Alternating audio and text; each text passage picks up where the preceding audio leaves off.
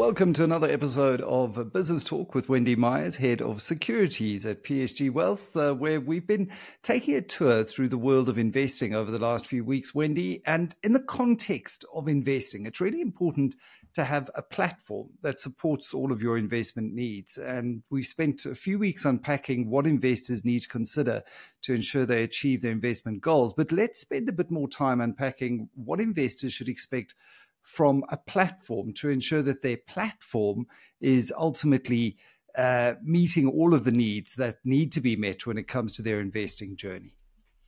Yeah, so I think, Michael, platforms can be quite similar in that they offer sort of standard features, products and services. So let's look at what those are. I think it's good for investors to know what a basic platform should offer. And remember, I'm a big promoter of using a registered stockbroker. I think in the past we've spoken about the benefits of trading through a registered stockbroker, given that they're registered by the JSE, and the various benefits that come with that. So if listeners are interested in that recording, it's maybe not a bad idea to listen to it. But I think just to unpack what a basic platform offers, we've spent a lot of time talking about investing both locally and offshore. So the majority of good registered stockbrokers offer both services and platforms.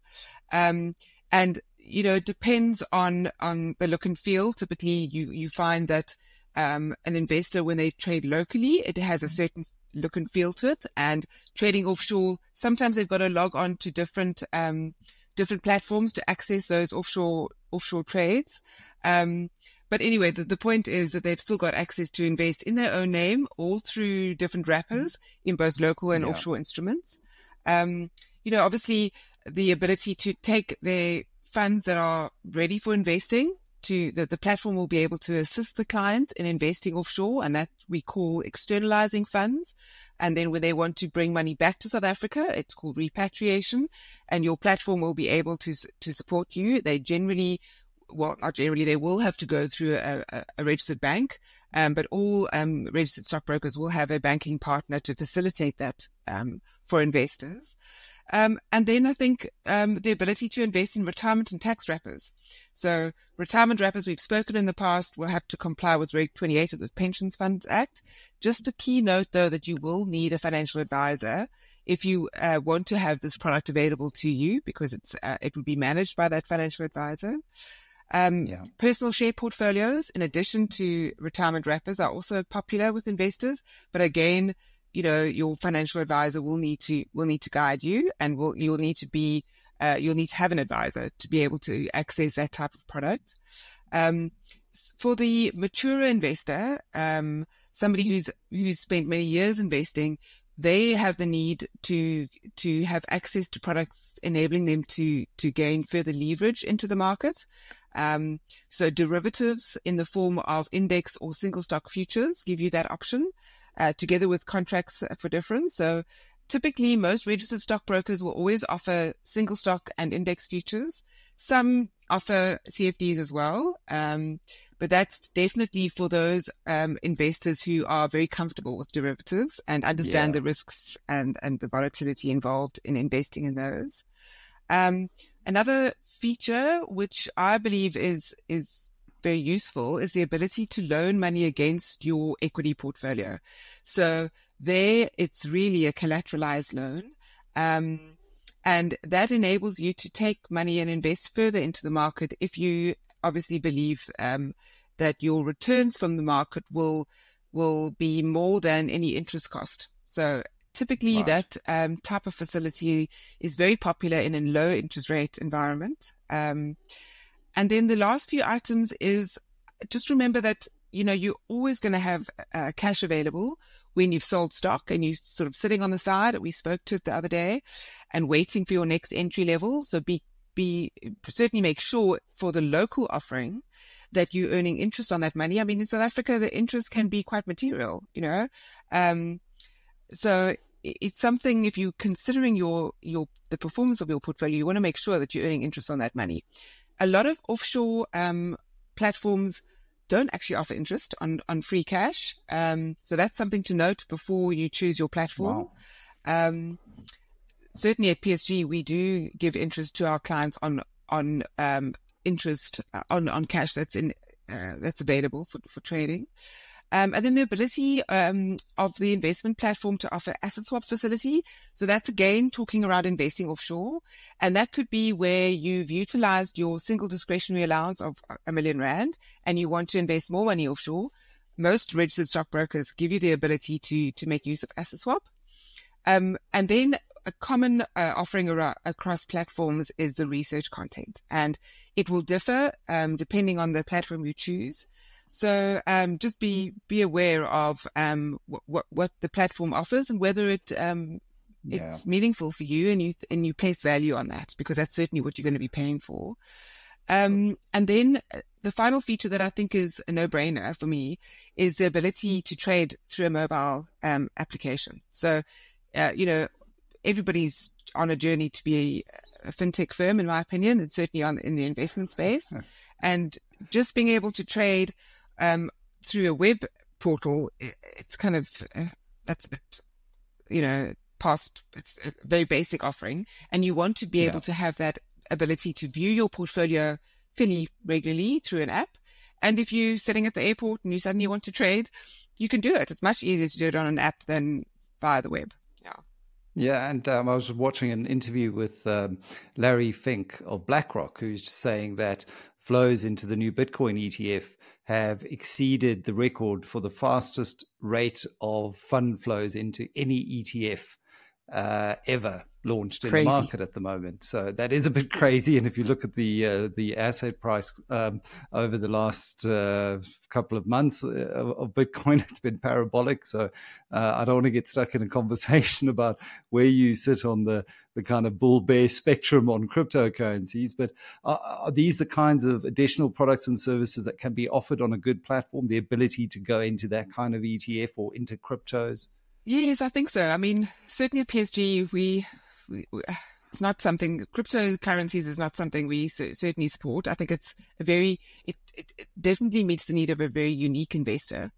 But, some investors want it. And I think that's a question you need to ask before you decide to place your funds with a platform. Also tax-free saving accounts. Certainly at PSG, we offer that, but not in the shares. We offer it for funds or trusts. But some platforms offer tax-free with ETFs as the underlying. And that's, I think, quite powerful. And I think just remember that, well, certainly for me, I think it's important that whatever platform you decide on, make sure that you know that should you need a financial advisor, you have the option through that platform to be connected to a financial advisor. And that's typically what we've seen is as your investments needs grow and mature, and you certainly you make your way along your investment journey, you're going to start needing that financial advisor as your investments become more material. So that would be a good reason to say, is the platform going to work for me? Then I think sort of tax reporting is something we always forget about, but the minute it's tax deadline, you think, oh my goodness, I need that information. So make sure that your platform provides you with tax certificates. Some platforms only provide just a summary of financial transactions, which I think is not good enough. Certainly at PSG, we do provisional reporting, which is certainly an enhanced feature of our offering. So I do want to encourage investors to make sure that whatever platform they choose, they look and see what that tax reporting is like. And then I think the ability to invest in unit trusts, both local and offshore, that's definitely something a good platform should offer you. And then the ability to invest in offshore CFDs. Why not? The ability to invest in and take leverage against some of those tech stocks is certainly something that would be of interest to me. So, yeah. Yeah, absolutely. Imagine if you had done that on NVIDIA 12 months ago. So now you've sat down, you've looked through the list, you've ticked off all of these things, and you're comfortable that you've got a platform that actually suits your needs and exactly what you're looking for. What does this mean for the investor out there who has an existing share portfolio? So I think my recommendation is certainly use a demo account to get a feel for the new platform. If you've decided that your existing platform just doesn't really cut it for whatever reason, I think use a demo account. That gives you a feel for how easy it is to trade, gives you a feel for whether or not there's an app available. It gives you a feel for the research that's available, and then compare costs. I think investors, we're so keen to see functionality, and we're so keen to see kind of the sexy stuff, but you often get tripped up on the costs, and sometimes the basic trading costs are very easy to compare across the different platforms. So it's easy to see who's slightly more expensive, but I think you need to look holistically at costs. And I think, Michael, often it's those hidden costs that really trip us up. So be absolutely vigilant around understanding exactly what the costs are on that platform. Be aware of the transfer costs. Now, most platforms won't charge you to transfer a physical asset into the platform. So, any share that you have on your old platform, you don't need to sell it. You can ask the transferring platform to move it to your new platform of choice. And that can be done for local and offshore platforms. So that will prevent you from having to trigger any kind of capital gains tax or CGT and tax implication. Yeah. Just remember though, that if your certificate is in rematerialized form, in other words, it's a paper certificate, then any transfer in of that is typically charged for. It's when it's in digital form that the charge isn't made. And then just be aware that because you're transferring out of a platform, they will charge you a cost. Unfortunately, that is something you need to accept, and they charge it per counter. So be very clear when you're choosing your new platform to understand what those charge out costs are, because some can be quite material. So, and then I think, just my final point around that is really just remember not to sell, not to feel the need to sell to transfer assets. You can transfer the actual security between platforms. Yeah, the last thing you want is that unnecessary tax event, triggering a CGT event when you don't need to. But there are also different types of accounts. And I think sometimes certainly a new investor or a relatively novice investor might look at this and be a little confused. So once you understood all of this, what type of account should an investor be looking to open on their preferred platform? Well, I think if I look at my personal journey, I started with what we call a non-discretionary or self-managed account with a platform, with a registered stockbroker. And I used that to sort of get my passion and investing experience down. I think I used it to really understand what it means, the different types of trading activities you can do, trading at market, trading at limit, understanding the research and getting a real kind of feel for investing. So that's how I started. I think it's important for investors to understand that, now that you're invested in the market, it's going to have implications to your tax return. Where you are earning interest, obviously you're impacting your IT3B. If you got offshore exposure and you're earning foreign dividends, that also impacts your IT3B. It's not seen as tax exempt from an income tax perspective. You'll obviously be aware that if you're earning local dividends, you're going to be incurring dividend withholding tax. Any sales are in your IT3C from a capital gain or even loss perspective. So I think it's important to get it frequented with that.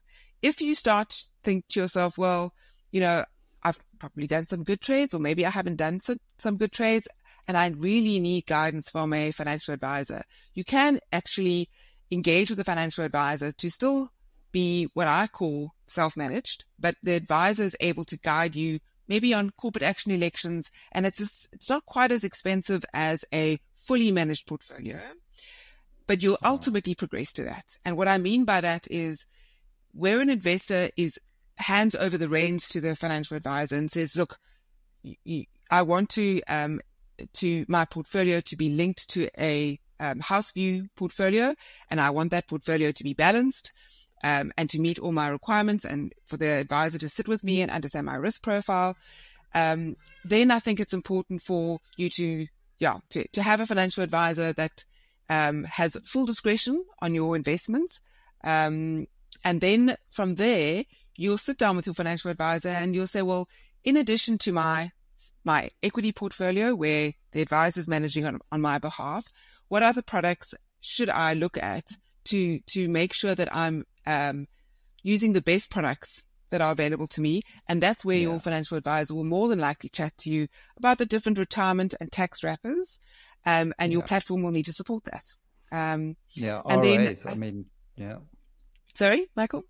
No, I was going to say RAs have to be a part of your financial planning. I just think the tax benefits are hugely compelling, and very few products maybe bar a tax-free savings account or investment account, but the limits there are still quite small. Then your last point, Wendy, before I interjected? Yeah, I think, I think it's important for experienced traders who've got an existing portfolio, if they need to leverage that portfolio and invest further in derivatives, I think it's important for them to say, well, does my platform provide it? And if it does, I want to be able to leverage those derivatives and gain more exposure to the market without investing too much money. You must remember that the benefit of a future or a CFD, you put a nominal amount down, but you get far more leverage and exposure to the market than you do if you're invested in a full equity. And it's important to note that if you had a derivative contract and position with your previous platform, you can't transfer it like you can equities. You have to close down those derivative positions, realize any cash, and then open a new contract with your new platform. But that's kind of some of the considerations that I would have. Yeah.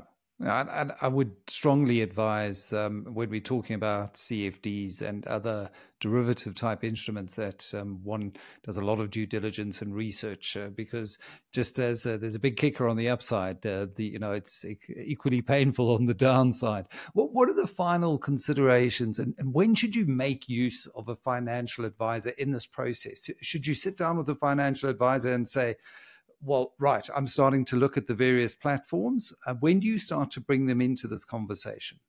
Well, I think, choosing a platform is such a personal decision. Certainly what's right for one investor isn't right for another. And it depends on where you are with your investment journey. So I just think that, choosing that investment platform, when you have the ability to access the financial advisor, they can really guide you. We've spoken a lot about the benefits that a financial advisor can give you, and it's really around holistic advice. And I do believe it's so critical when you choose a platform that that even if you don't require the services of a financial advisor now, that it's something that you will need in the future. So make sure the platform that you choose has a registered financial advisor available to you should you elect to make use of one. And just to recap, Michael, we've spoken about it on various occasions. The reasons a financial advisor is important for you as an investor is that they really ensure your overall portfolio is balanced across asset classes and sectors. They make sure that they review your assets and your portfolio construction on an annual basis. And they also can help you consolidating. I think that's a key thing that investors don't think about, because a lot of platforms offer family pricing opportunities. And that means you can consolidate all your assets with a single platform, both across securities and funds. And then you can have a lower cost impact to your consolidated portfolio. And that's really key, and a very good platform will offer those family pricing opportunities. And then I think research is something that it either works for you or it doesn't. It's very difficult to sometimes understand the research that is made available by a platform, and having access to a financial advisor, they can guide you on what to do with the research. I mean, some platforms, even for a trade idea, they'll tell you, buy the stock, hold the stock, or sell it. But sometimes in the context of your existing portfolio, it doesn't make sense to buy more, or it doesn't make sense to sell the stock. So it's good to have access to a financial advisor to guide you in that decision. And then we talk often about retirement wrappers and how effective they are, but sometimes it's difficult to understand, well, which one is relevant for me. So certainly the financial advisor can guide you there. And then one thing that often comes up that I think investors they tend to go with the default corporate action elective event, but sometimes it's not necessarily the right choice because of the tax implication. So where you have an elective corporate action event, where you have to choose either cash or stock, maybe sometimes there's other more exotic elective events, this is where a financial advisor can give you guidance, and they will give you the guidance in the context of your existing portfolio and what it means to you, also from a tax perspective. So that can be very effective. So I think overall, Michael, it's really effective having a financial advisor to guide you along the way. And it's also quite reassuring to know that you can speak to somebody when you are confused.